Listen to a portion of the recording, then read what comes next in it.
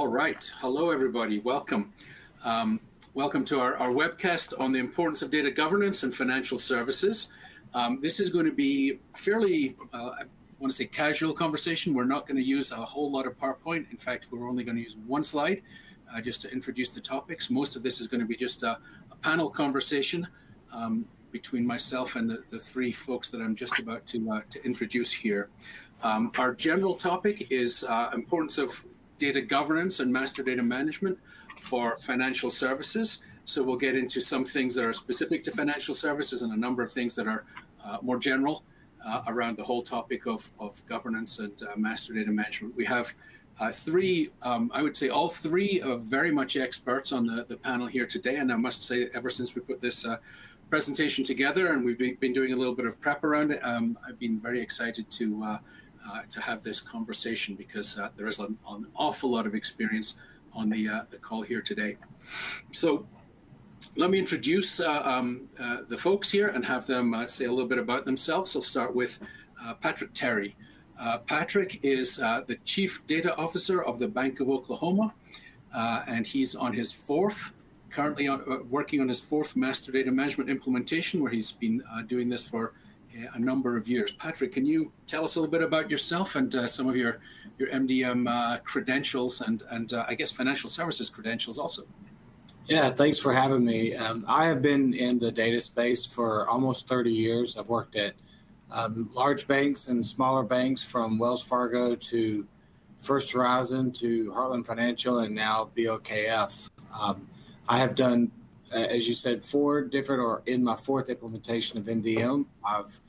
I've done 2 custom and 1 vendor, and now a second vendor. So I have a good sort of cross, platform, different approaches and different technologies, and lots of learnings in this space over the last 20, 25 years. Always led off with customer domain in all of these cases. Excellent. And I'll point out that as Chief Data Officer, Patrick has a very specific interest and focus around the role of the Chief Data Officer. I think in the middle of writing your doctorate dissertation around the role of the Chief Data Officer, right, Patrick? I am, and trying to help the industry with understand the value of the data officer, Chief Data Officer, and how we interact with other executives and some of the challenges we have being a pretty new C-level role in the industry. Excellent. So we'll dive into a little bit of that conversation as we get into the conversation. I think it's an excellent perspective for anyone here, our audience, to have. Next panelist, Pedro Franco, who is the Director of Data and AI at Nudesic. Nudesic is a Prophecy partner, so they specialize in data strategies. Actually, I'm going to let Franco talk about what Nudesic specializes in, but Nudesic and Franco have done Prophecy implementations as well as governance and with Purview and other platforms. And Pedro, why don't you introduce yourself and what Nudesic does for a living and what your specific role within that is? Absolutely. Thank you for the introduction, Martin. Let's start with Nudesic. We help our customers accelerating their digital business transformation journey. I lead a data and AI practice. Within the data and AI practice, we concentrate heavily on data science and data engineering and architecture. And a year ago when I joined, I realized that we are about to hit this massive need for data governance. As the data estate keeps growing, as we keep getting more and more information, it's important to start putting a priority on data governance. And that's one of the keys that I've been concentrating on. My experience is as a data professional for 15 years. I've worn many hats. I've worked as an ETL, database, and business intelligence developer, then moved into the database administration side of the house, so understanding all the infrastructure, security, and networking component of the profession. And then I moved into data architecture. And it is 8 years ago that I actually had the opportunity to manage an organization's entire data estate. And through that, I learned the importance of master data management. Since then, I've been concentrating on producing architecture for our clients and championing data governance, which I consider like 2 of the main parts of the foundation are metadata management as well as master data management. Excellent. Thank you, Pedro. Our third panelist here today is Malcolm Hawker, who's at Prophecy. And Malcolm, I'm just going to let you introduce yourself. Great. Thanks, Martin. I'm Malcolm Hawker. I'm the head of data strategy with Prophecy. I've been in my role now for just over 2 months. Prior to that, I was with an analyst firm called Gartner. And I'm the co-author of the last 3 MDM Magic Quadrant documents and a number of other documents related to best practices around MDM, data governance. In my role as an analyst, I was given the privilege of talking with literally hundreds and hundreds of CIOs and CDOs, including many in the financial services space, about the role of MDM and about the role of governance in today's modern organization, in today's increasingly focused world of digital transformation. I've had so many interesting conversations about what's working and about, more importantly, what's not working. Prior to my tenure with Gartner, I was with a small data provider called Dun & Bradstreet. Prior to that, I was actually running an IT organization for a $2 billion publicly traded company where I stood up MDM and a governance organization, and in many ways learned a lot of the basic blocking and tackling of MDM and governance the hard way through a number of actually fairly significant challenges and I'll say it, failures in the past related to MDM and governance. So over the last couple of decades, I've been firmly rooted in the data and analytics space and in the data management space. And I'm so excited to be here today and to have a conversation with a couple of learned peers and share information about, again, what we know works and what we know does not work in this space. Excellent, thank you. And I'll point out that Malcolm, now at Prophecy, is really head of data strategy, but also evangelizing a lot of Indeed. Just how to use MDM, when should it be used, and just evangelizing the whole idea of MDM, starting a podcast, very active on LinkedIn, and definitely a resource for all of us as we go forward. So I would encourage any one of you to reach out to Malcolm on LinkedIn if you're so inclined. So I'm going to share just one slide here on what we're going to talk about today. As I said, this is very much intended to be a discussion, not a presentation. So this is the only PowerPoint slide, and I put it up just for the audience, and quite a few of you have joined since we started the conversation at the top of the hour here. These are the discussion topics we're going to go through. Digital transformation, how it's impacting financial services and how data should be managed. We'll talk about, because it is, I think we all recognize, very much a top of mind idea. Gartner says digital transformation is a top 10 issue for CEOs, and Price Waterhouse recently in a survey said 76% of CEOs consider digital transformation the number one priority. So we're going to talk about how digital transformation is present in financial services. What are the drivers? What are the particular things that are relevant when it comes to MDM and governance? We'll also talk a little bit about technology trends, which trends are driving financial services and which are not. Things like cloud, machine learning, and artificial intelligence. And again, governance and master data management. And then practical hints and tips from what is clearly a very, very experienced panel here on how to make it happen. What does it take to put this into practice? What are some of the things that you as practitioners in the audience should be thinking about? So we're going to go through these conversations here. And I would encourage anyone in the audience to drop a question into chat if there's anything you would like us to expound upon or get into a little bit more detail. We will do our best to cover anything that you drop in there. Okay, with that, let me unshare that screen and get started on some conversation. So the whole digital transformation topic, we'll start with Patrick, who's very much, I think, thinking hard about how to navigate Bank of Oklahoma through digital transformation. What would be some of the things that are top of mind with you, Patrick, in terms of what's driving the business with regard to using data to accomplish business outcomes? Yeah, I mean, certainly with any digital transformation project, generally there's some type of system that's being implemented, but behind those systems are connections to other systems, or for any system you implement, you have to connect to multiple places. And that's where, our world comes in when you're needing to master data or bring different data systems together, cleanse data, good, clean, quality data. Those are things that often get a little bit overlooked when projects start. They're excited about starting an initiative and they start standing up the platform and then don't always think about all the data integrations and the sort of the normalization or granularity of data that's going to be needed. And that's where, we have found some challenges and opportunities to try to think about earlier on in projects or have to deal with, challenges in data where master data management can be a good solution for it. Any particular experiences in terms of where data has been used to drive some kind of change in business or increased efficiency that come to mind when we talk about this? Yeah, I like the customer data story. Pretty much every MDM implementation I've ever done has started with customer. Financial services companies, they create a relationship through an establishment of an account.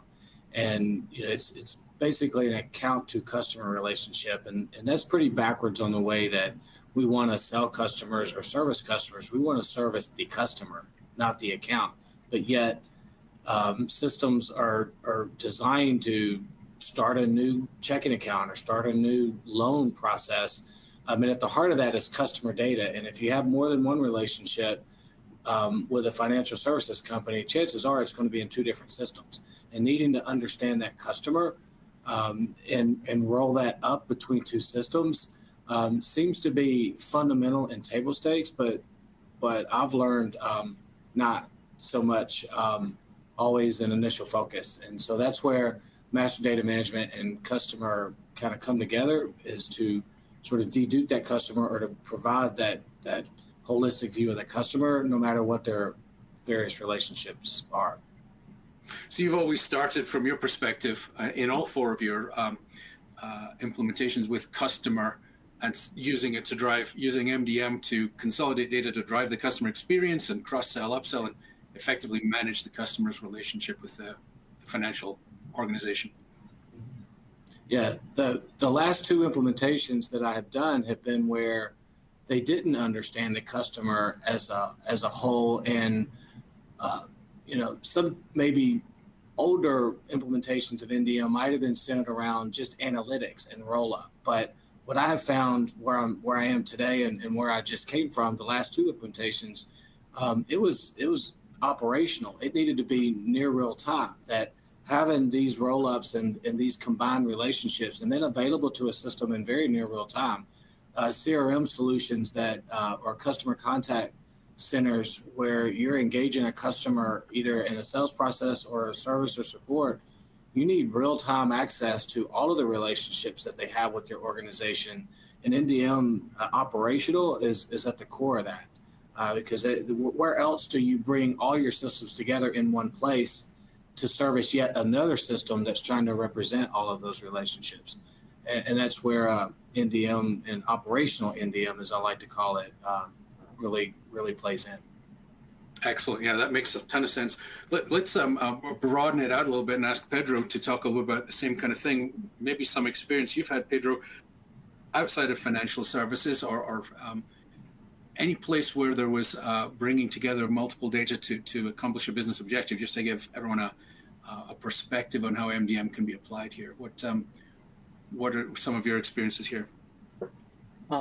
I agree with everything that have been said so far. Master data management actually enables data interoperability as well as data quality. So on the data interoperability piece is getting the entire organization to speak one language, whether you go with data fabric or data mesh or any other type of architecture currently in the market. Without a master data management strategy, it's really hard to reconcile all those data assets in the organization to get everybody to speak the same language. I had the opportunity to implement master data management in freight and logistics and transportation or travel industry. The way that it helped was to improve customer experience. So having one united front on every single system that the organization had when communicated with the customer. And this could be facilities, this could be locations, not having this jolted. One of the very first problems that I fixed was customers will come, they will receive emails, they will receive messages and text, via text, they will go to a website, they will go in different aspects of the organization communication strategy, and the name of the location where they were supposed to go was different. So the experience was already tarnished just because they couldn't understand, is it one thing or the other. So implemented master data management in that place, make sure that it was a consistent experience no matter what channel of communication we will use. In the other side, it was slightly different. It was being able to have every aspect of the organization come to one place to get the same data point. So when they will go to their system, if they needed to reconcile, they would use the master ID as opposed to have some sort of mapping exercise to make sure that this ID means this other ID in the other system and have to go through data cleansing while they're trying to do their analytics. So from an analytics perspective, you have all these one version of the truth unifying all these data points that you can have about your customers or any other asset in the organization. And from an operational perspective, which is something that I saw recently, was reducing the reprocessing cost. So the use case was to have a transactional system sending millions of messages a day, check the MDM's tables for making sure that those messages were correct. Unfortunately, that master data wasn't updated in real time. Unfortunately, that master data was updated once a month. And what it cost was insane cost and time just reprocessing those messages that didn't pass validation 1 month later. So extremely reactive, extremely time consuming and cost consuming. So those are my experience implementing MDM and how to solve various problems in the organization. Excellent, thanks. So Malcolm, let me ask you, and we'll refocus back into financial services. Obviously, Patrick's focus is around customer, and that's something that we see very often. But I think you've probably seen and heard of other use cases for MDM and governance within financial services. Can you kind of widen the aperture a little bit within financial services and talk a little bit about what you've seen and what other things may come up? Yeah, absolutely. And I'll expand on a couple of things that I've heard that I also completely and totally agree with as well. So from the financial services perspective, yes, kind of customer is most certainly the benchmark that most are aiming for. And what we're seeing, though, is increasing awareness that there are multiple views within the organization that are all potentially correct. So Patrick noted this notion of customer versus account. And what we're seeing is increasingly marketers want both, right? And maybe you've got commercial customers as well, right? And maybe those tax IDs is the right view, but maybe more of a corporate headquarters view is the right view. So we're starting to touch on areas of hierarchy management here as well. So marketers increasingly want to have the ability to look any way they want at a customer, in multiple ways at a customer. And all of those views could be accurate given the needs of a specific campaign or a specific product or a specific outcome that you're aiming for from an MDM program. So yes, all those things are absolutely true. And it's no longer kind of a world of one view must rule them all, right? In the banking space, particularly commercial space, it was tax ID, that was it. This is the ID to rule them all. And increasingly, we're seeing organizations want the flexibility of looking multiple ways, right? And having a system that can support that, and having a hierarchy that can support that. It was also mentioned kind of the importance of operational MDM. Couldn't agree more. That's where most of the value will be realized, is creating that data in an MDM hub and then propagating that data down into a CRM system or some sort of customer support system or an ERP system. Absolutely agree. But for smaller banks that are coming late to the MDM area, and many still are. I was having a lot of conversation previously at Gartner with smaller banks that are just now trying to figure out how to implement MDM. And for a lot of these smaller players, maybe more of an analytical approach is a good first start, right? Where all you're trying to do as a step one Yes, step 2 or step 3, the goal here will be to get to that operational MDM, bidirectional flow of data between source systems and an MDM hub. But maybe as a starting point, simply just creating a 360 of something, a 360 of a customer, or a single view of a customer vis-a-vis some sort of report could be very, very powerful, right? Even simple use cases like understanding what's the crossover potentially between our consumer space and our commercial world. There's a very, very long tail there that could be very lucrative for marketers to understand where there are potentially overlaps there. So certainly the customer experience is really kind of driving a lot of the digital transformation efforts within financial services. But Martin, to your question about other use cases, some of the old favorites are always there, right? And staying abreast of KYC and staying abreast of compliance and any sort of regulatory driven pressures here are obviously still driving MDM programs. They led banks to be one of the early adopters of MDM, and they led banks to be, frankly, ahead of the curve when it comes to a data governance perspective. So those use cases are still there because our regulatory environment, as everybody on this call knows, is a dynamic thing. It's always changing. So those use cases are certainly there. What I was seeing more and more at Gartner is, interestingly enough, was more and more of a focus within banks within what we would call the product domain within MDM. Which is, I think, is a natural consequence of more and more and more and more financial services being pushed online, right? And having continuity between the product experience that you would have within a brick and mortar location or some sort of online location, but where banks are seeing now actually the benefit of a product-centric MDM and all of their various offerings. So there's a couple other areas of focus that I was certainly seeing from financial services organizations. But without a doubt, the biggest driver here most certainly is the customer experience. Excellent. All right, so there's been a few questions coming in about governance. So let's pivot to that and start talking a little bit about technology and how it all fits in. So Patrick, let me start with you. Can you give a perspective on how you feel about governance in financial services and in your current situation? What does that really mean as a practical matter? What is governance all about? How many systems are you trying to govern across? And how do you go about something like that, using technology and also using the organization and all of the different factors that would be required to make it work? Yeah, glad to respond to that. And I've read both of those questions. Data governance isn't a tool. Data governance is a process. I mean, it is a when you think about data governance in financial services, it's how you comply with all of the rules and privacy and regulations, how you help assure clean data for those, how you ensure privacy of data. I mean, data governance encompasses a lot, and NDM is one part of that ecosystem.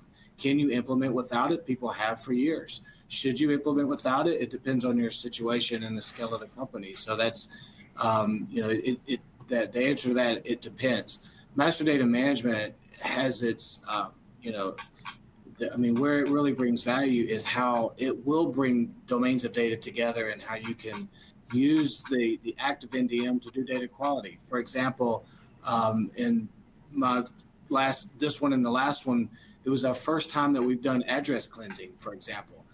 Just taking our entire address database, and if you're trying to merge on something related to address and you don't have clean addresses. So taking an opportunity to apply good data quality and data governance against something as important as assuring cleanse and clean addresses, taking those opportunities. So that's how it plays together. But you definitely, data governance is, it's much more of a framework where technology is just one spoke in that wheel between the processes and the people and data ownership and stewardship. There's a lot of parts and pieces to an effective data governance program where MDM does play a role, but it's just one role. So Patrick, if there's an interplay between people, process, and technology, do you have a perspective on, is there always one right place to start, or do you start with all three simultaneously, or how important is the tool set that you pick? I mean, how do you think about getting started on that? Yeah, and I'll use this as an opportunity to say, don't let NDM technology be a solution looking for a problem, right? Do it the other way around. So to answer your question, I would say start with the processes and the people, understand what the needs are, what the business requirements are, prioritizing the data governance demand, right? Just like any other demand, what is the most important thing that we need to govern, and where do you start with that? What are the current processes? What processes need to improve? What people are involved? A big part of MDM is the workflow, right? It's one thing to master data, but another big benefit a lot of people don't think about with master data management, and part of the reason we're doing it at BOK, we had a way to dedupe in the past, and that's part of MDM. But part of what we're looking to achieve with our current implementation is the change control, the tracking of change, the approval of changes of particular critical data elements that you're governing. If you're going to change an officer code, has that been approved? Have you checked off all of the boxes in terms of the process behind that? So you start with the business processes, and you start with what that demand is, and then look for what technology within, say, in this conversation, MDM can support you on. Super. So Pedro, similar question to you then. I know you've got MDM experience and you're standing up the governance practice within Udesic. What's your thoughts on how to implement governance, where to get started, tools, technology versus organizational imperatives? Going back to the question, Martin, is it possible to have a DG program without implementing MDM? In my opinion, no, you will not have a data governance program, a complete data governance program without having MDM. If you go by DAMA International, which is the international nonprofit organization that rules data governance or data management, data reference data, master data is one of the core components. In my experience, master data management enables two other pieces of data governance, which is interoperability as well as data quality. Without having a solid master data management strategy in place, without having a solid metadata management strategy in place, it's a little bit difficult to really manage data in an organization and govern it properly. In addition to that, master data management also enables security. And it enables security by making sure that the systems that require certain core components of the organization and getting the best version of it, so you don't have master data or pieces of master data laying in different systems where people can misuse it. So there are many components that master data management enables in the data governance space that that make the whole process work. I think it's one of the core pieces. Otherwise, your data governance strategy will stand in one leg or two legs. It wouldn't be like the whole process. In terms of how to go about it when it comes to technology and when it comes to just the tooling aspect of it, I see the union between Azure, Microsoft Purview, and Prophecy Master Data Management for someone that wants to implement master data, metadata management in Azure as like the perfect fit. The way that the two tools work together, it's incredible. From a metadata management perspective, Microsoft Purview provides a lot of power. Of course, they do much more than just metadata management. And then you have Prophecy MDM integrating extremely well with SQL Server and many other Microsoft native products. The way that I see how to go about a data governance strategy, I personally will start with metadata management. Really understand what you have in your organization. The answer or the outcome of metadata management is going to understand what is master data management. I've had countless encounters with companies where I ask, what is your master data? And they just give me a blank stare. They do not know what master data means. They don't know what it is. They say, well, we have this information. Is this master or reference? And then I have to go in the whole explanation of what is reference data, what is master data. So having your metadata management in place and having it well-defined, it gives you the starting point of identifying those entities in the organization that are master data. Once you enable your master data management strategy, then you have your success rate on all your analytical workloads is significantly greater. Furthermore, you enable the entire organization to speak the same language. So how will I go about it? Start with metadata management, go into master data management, and then go into the analytics, the transactional loads, and the big data loads.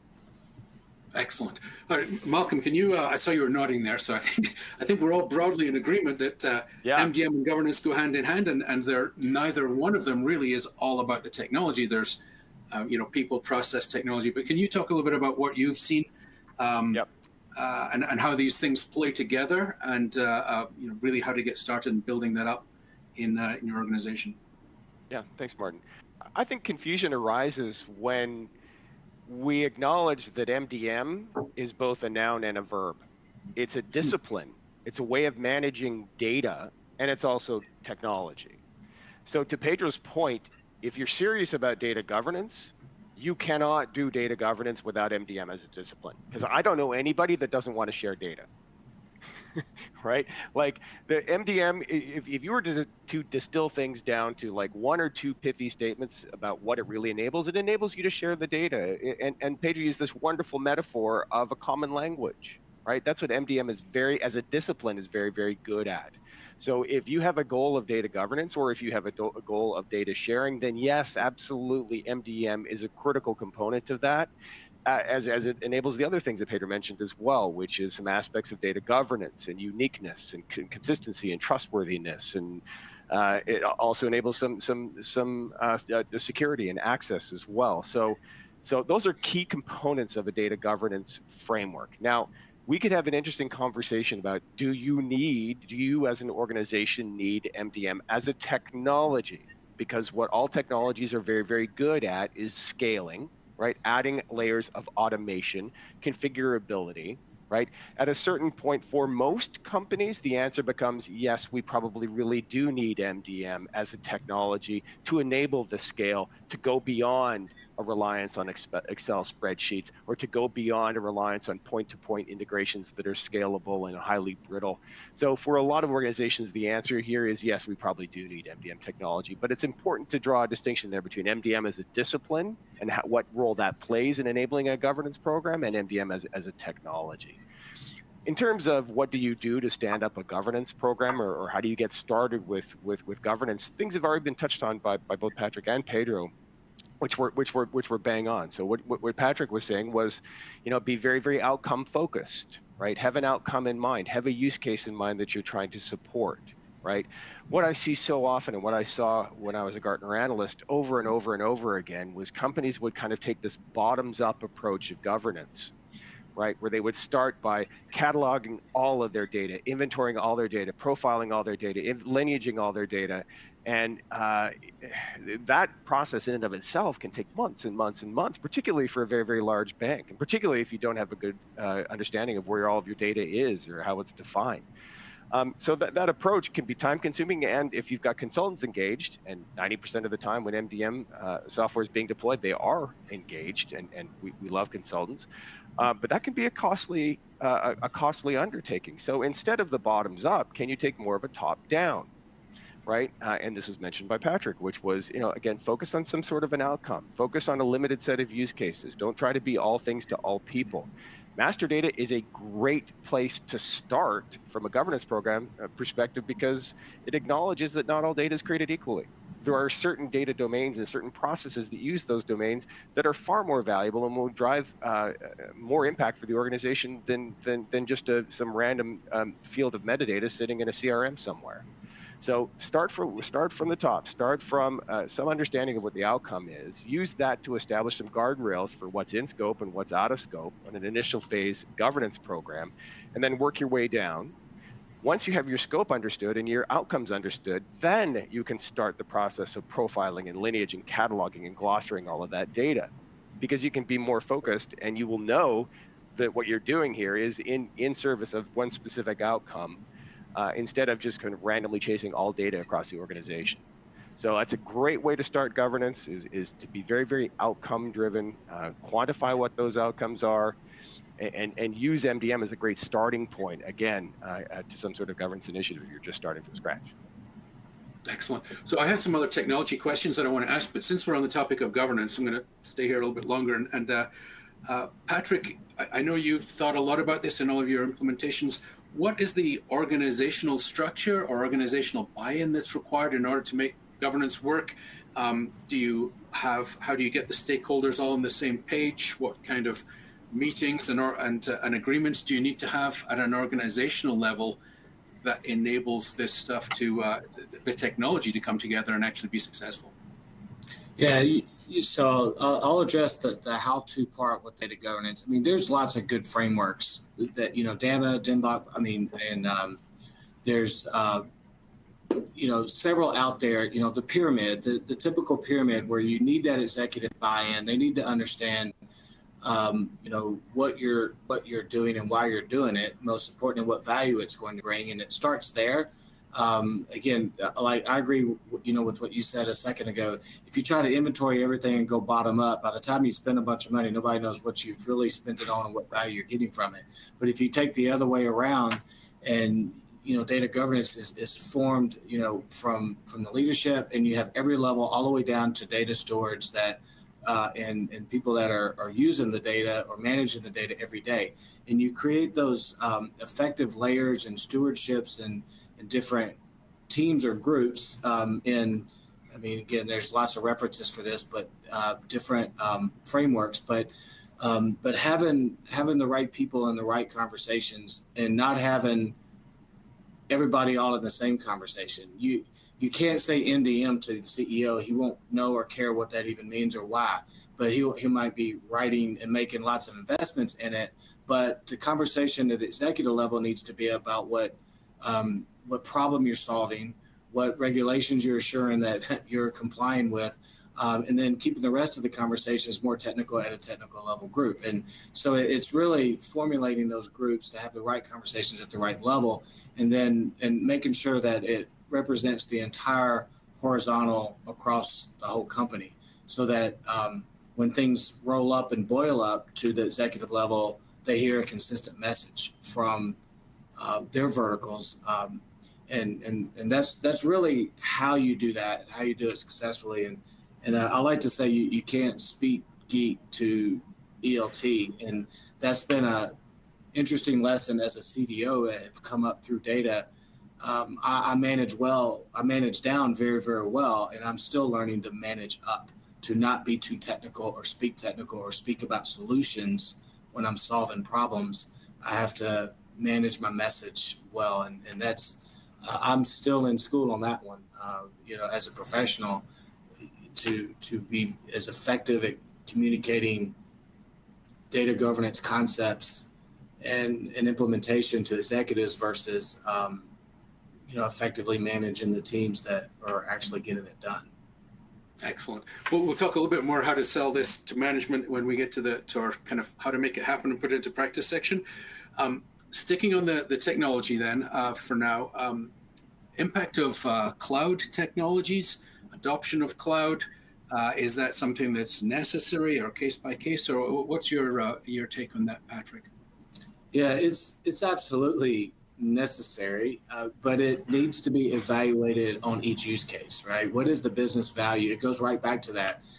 Cloud is not the answer to everything, and staying on-prem is clearly not going to be the answer to everything either. So it's understanding what the value of cloud native technology and cloud technology can do for you, and where on-prem or even, legacy dimensional type models are still going to be around for a long, long time. And maybe at some point they all end up in, as we live and breathe and grow and evolve, we have to realize that we're going to be in a hybrid world for a really long time. And it's knowing what questions you're answering and whether it's, cloud technology or, more on-prem or what people like to call legacy technology. I wouldn't call it legacy, just not cloud or on-prem type technology. There's a place for both. And so really understanding and separating what problem or what question are you trying to answer? Because especially with cloud, we're learning, that you need to separate compute from storage, and the tools that you want to leverage. Some are cloud native and some work more natively better in a cloud environment. And so you see hybrid, we're seeing on-prem private clouds where we're leveraging the power of cloud native technology on-prem. So it's very complex. And, so you really need to just break it into its parts and pieces. And again, it goes back to knowing what problem you're trying to solve, and what value it's going to bring, and then applying the best solution at the time. Excellent. There are two verticals that we deal with that seem to be very sensitive to security. They're healthcare and financial services. Is security a factor for you when you're thinking about deployment method? It's what prevented me from doing it for years. A couple of jobs ago, the reason we didn't, and what held back a big data platform was the risk of security. I mean, when you think of, to take financial services, especially when you're dealing with, you have everybody, so you have all the PII information you could ever imagine, from socials to account numbers to everything that could have identity stolen. There is no more industry more sensitive than financial services. So to bring that data out of our firewalls into an Azure or a AWS or any of the public cloud environment scares everyone. So that's absolutely central to how you, and when and if, and then how you do it, be on cloud and exist and leverage those cloud technologies. And I have found it all over the place in terms of comfort level and expertise around that topic. Okay. Do you feel like the technology has turned the corner to the point where it's possible to have trust in the security access controls that the cloud provides you? We're doing it today and comfortable with it. I've come into an environment at BOK where that was figured out before we went on cloud versus getting on cloud and then trying to figure out how to secure it. The partnership here was to partner with companies that specialize in securing data on cloud, and then we built a scalable cloud data strategy that at the foundation had already had PII comfort level on cloud in place. So as long as we manage against that framework, there's really no limit to our use cases of what we can put on cloud based on the security question. That's covered. And that wasn't the case in a couple of other places I've worked with in the past. Excellent. So for, I guess the same question, how are you seeing cloud as being a necessary enabler or an optional enabler of governance in MDM, Pedro? What do you see most of your customers leaning towards, I guess, is probably a better way of asking the question. Well, Nudesic is a cloud partner, so most of our work is in Azure. I personally had to do the same journey when I was in corporate and working, managing a data estate. There was a lot of security concerns, a lot of compliance concerns going to the cloud. I've spent many years of my career actually recruiting new technologies that come out of college. So for me, one of the biggest drivers for adopting cloud technologies, at some point, you're going to run out of talent. At some point, the guys that used to know how to manage on-prem services are going to be retired. And at that point, you're going to have to look at the new talent pool. And the new talent pool, for what I see every day, they want to work on cloud technologies. They always ask about Azure, AWS, GCP. They always ask about various new technologies. And when you ask them basic questions about what I used to do when I managed databases on-prem, blank stare.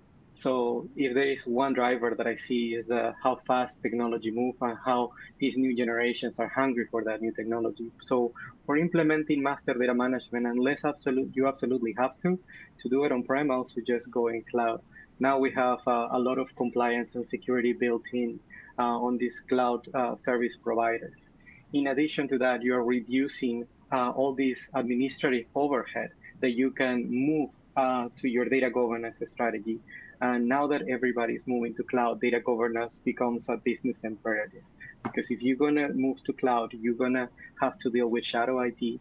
You're going to have to deal with risk of people misusing data. And if you don't have that strategy well enabled before, or at least a pretty good idea of it before you move to the cloud, you're going to encounter a lot of trouble. Okay, great. Let me ask a different question for you, Malcolm.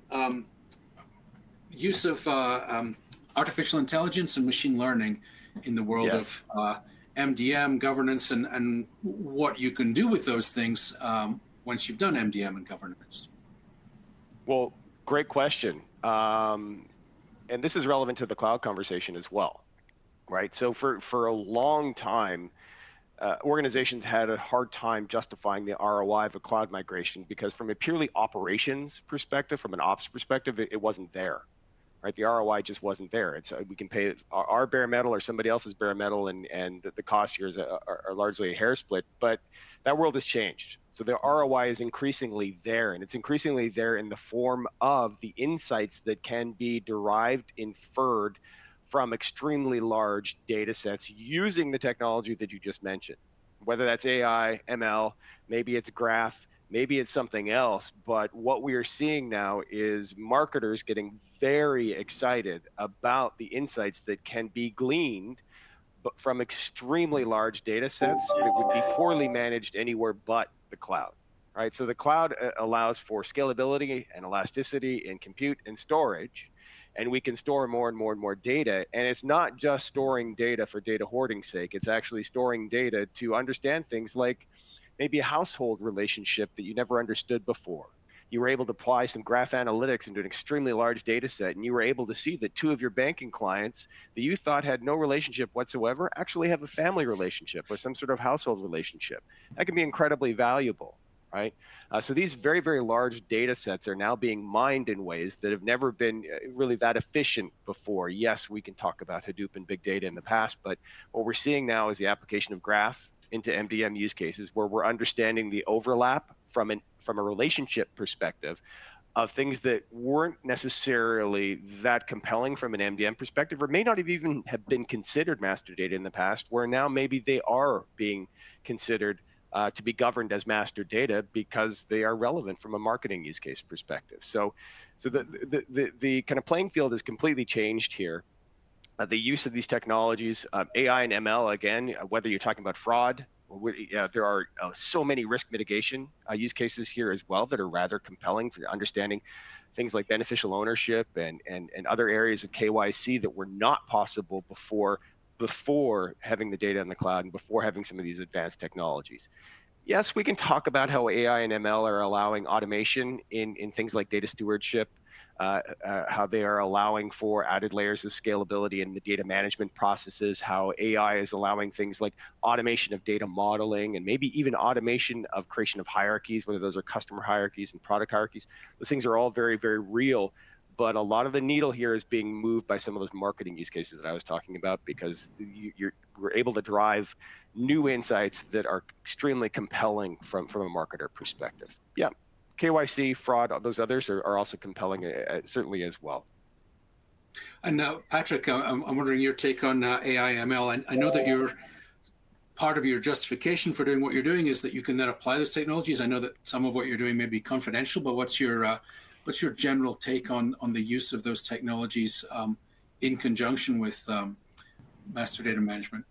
Yeah, I think he said it very well. I mean, there's a lot of things that we can do in our on-prem environment, but most models need more data in order to make the model more accurate. And so, when you start considering, having 2 years worth of data and more of an active type space for reporting and dashboarding and things like that, but for ML and AI to really have its teeth and real value, even if you're looking at a very current data set to train the model, you may need 10 years worth of data. And that's where you really need cloud data or need a cloud platform to be able to go that far back. And then, and the way that cloud technology has evolved now, you can be in most any data structure, whether it's like comparing data in a more dimensional model against, years and years of graph or other types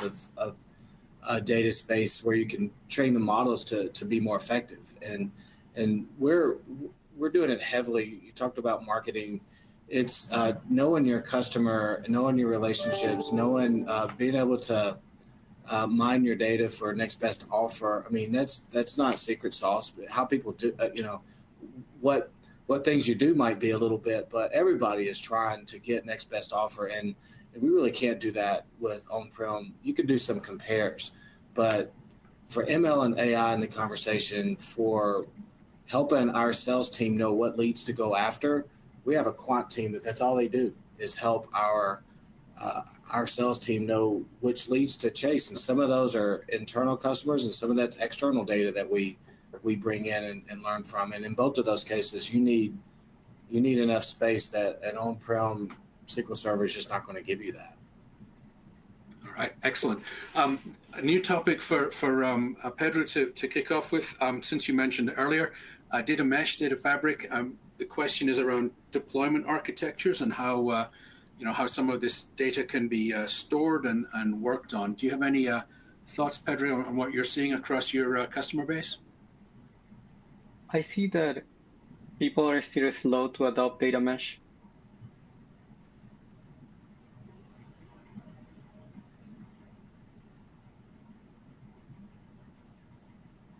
I think Pedro just froze.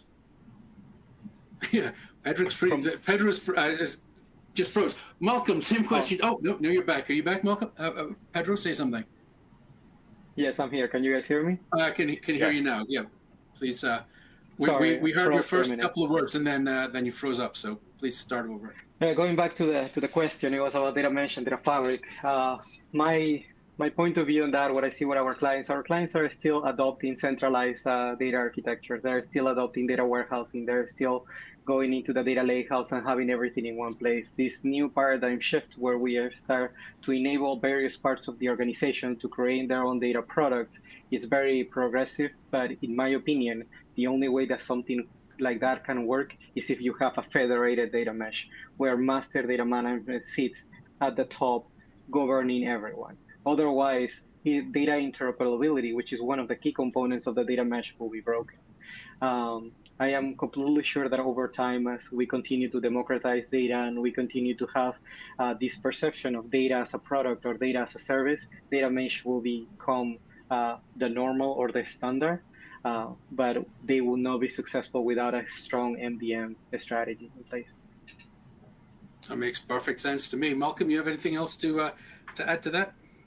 I do. I'm a little bit of a data mesh contrarian. I'm far more bullish on the data fabric, and I can talk about why. But I would say easily the 80 to 90% of the conversations that I had when I was an MDM analyst were people trying to undo the impromptu mesh that they had created. So this notion of domain ownership of data leads to silos, right? And if you need to understand how many customers you have at a corporate level, or what your SKU inventory level is, or what your supplier relationships look like at an enterprise-wide level, you need some form of MDM to do that. Right, yes, I understand the data mesh. I've seen a lot of impromptu data meshes. I've seen a lot of companies now say, "Oh, well, this is what we have. We have a data mesh. We have domain-centric ownership of our products, and we have a highly federated, do whatever you want from a domain perspective." But a lot of those companies are struggling to try to get MDM as a way to resolve some of the shortcomings of that federated approach without having any sort of enterprise-wide view of that data. Now, so obviously, unless you are a completely decentralized holding company that allows each of your business units or each of your departments to operate in a completely autonomous way, and that's fine for you. There are some companies that operate that way. Most do not. You're going to need MDM as a foundational component of a data mesh. Now, data fabric, I'm far more bullish on. I think that there's some very, very interesting things that could be coming down the road in another 5 to 7 years, from the perspective of the use of active metadata to start fueling automation and data management and data governance in data fabric architectures. But even the people who are kind of driving the data fabric narrative from an analysis perspective would tell you that we're several years away from mainstream from the data fabric perspective. And there's probably only a handful of companies on the entire globe that have actually implemented a true data fabric. Because data fabric requires some sort of semantic layer. It requires some form of data quality layer. It requires some form of integration layer. It requires some form of active metadata, where the metadata itself is informing the classification of data, the governance of data, the management of data, the integration and quality of data. So all these things are intrinsically intertwined, and simply virtualizing your data, right, enabling more modern integration patterns is not a data fabric. Right? All of those other pieces need to be put into play, including MDM, to enable a true data fabric architecture. Exciting stuff coming down the road. Happy to take offline conversations related to data fabric, but I think we're a few years away from mainstream. All right. So if anyone wants to debate that with Malcolm, go to LinkedIn, and it sounds like he has LinkedIn, I'm there lots all of day. bandwidth I'm for there all it. day. We have only 5 minutes, so I want to pivot to our last topic, but I really have to ask now, given all that conversation around data fabric and data mesh, Patrick, is that something that you're even talking about in Bank of Oklahoma, or is that too far away to be practical? I wouldn't say that it's too far away to be practical, but for my next 3 year strategy, I'm not trying to fit in an industry term, right? I'm trying to solve business problems. So whether we end up looking a little like a mesh or a little like this or a little like that, I am constantly learning, trying to see where the trends are headed. But I'm not going to fit my strategy into anything that the industry says this is what's next, right? I'm going to take a list of challenges, list of corporate challenges, and I'm going to try to be about 2 or 3 years ahead in my strategy and not look much further beyond that. I'm not saying that I'm going to I'm taking a shoot from the hip strategy, but if you try to go all in on any one thing, you're probably not going to have the maturity to get there, or the time or the budget. So I just go back to what I've been saying. I'll take a list of I'll start with my strategic priorities for my executive leadership team, and then I'll develop a roadmap that's 1 to 3 years out based on where the technology is or almost at, and then I go for that, right? I don't want to implement something that's obsolete when I implement it, but I'm not going to try to be the first one to do something. We're not a fintech, or we're a bank, right? And we're a large bank that's going to become larger. So we do that by making conservative, sound decisions, but always paying attention to the future. So I will take a 1 to 3 year view. I'll take about a 3 year view and work backwards and implement solutions that fit. And probably it's going to be very hybrid of any one particular industry concept. And maybe look back and say, well, this is actually what we've developed that looks a little like this or that. Perfect. Oh, well, that sounds an awful lot like some practical advice for how to move forward. So let me ask Pedro the same question. Our final topic is how to operationalize and how to get going. Just given that we only have a very few minutes left, what would be 1 or 2 quick pieces of advice, Pedro, that you would give to anyone who's looking to start this journey and build MDM and governance into their organization? I think that one piece of advice that I will give is understanding that it's a team sport, that technologies alone cannot build this, business alone cannot build this. It needs to have everybody putting effort and making it a cultural shift. These data governance initiatives, MDM, it's a change on the way that the company works. It's a cultural change. So without having everybody involved, it's going to be a futile effort. What happens if you go with just technologies? It becomes a database administration task. If you do it with just the business, then it just becomes about making money, and then you completely forget all the other aspects of security and compliance and really like what keeps us safe on the technology space. Excellent. Malcolm, same question for you. Practical advice on how to get things going. I know this is a topic that you've spent a lot of time talking about. Indeed. And on LinkedIn and all your various channels. Indeed. If there were 2 or 3 things, number 1, find an executive stakeholder with very, very acute pains who has motivated to solve for those pains. Sit down with that person and have a conversation about use cases you need to solve, and then quantify what the expected outcomes are through solving those use cases. Use very, very specific business terms. Avoid the temptation to quantify or build a business case around data quality improvements. Instead, build a business case around more money, lower costs, or less risk. One of those 3. Start simple. Be focused on a specific outcome. Find a willing partner who will willing to work with you to stand something up, but keep your scope as absolutely limited as possible. If you're focused on a limited set of outcomes, or even preferably just one outcome, that's better. So start simple, be agile, don't try to boil the ocean, manage for scope, and find the right business partner. All right. I think everyone was nodding pretty violently there. So I think that spoke well for all of us. We're at the top of the hour, so I'm going to actually stop it there, although I think we could potentially go on for a lot longer, but we will stop it here to respect everyone's time. I want to thank our panelists, Patrick from Bank of Oklahoma, Pedro from Udesic and Malcolm, our own prophecy expert. I think everyone would agree there's an awful lot of expertise in this conversation and a lot of words of wisdom and insight. So I thank you all for your time, panelists, and thank you, audience, for your time. And hopefully you got something out of this. If you're interested in having a further conversation with Prophecy, go to our homepage, and there's a contact us button there where you can request demos or request conversation or whatsoever. Or, as we said a couple of times, Malcolm is very active on LinkedIn and is starting a podcast, so feel free to jump in on all of that. Again, thanks everyone for your time. We appreciate it, and good day. Thanks all. Thanks everyone. Bye-bye.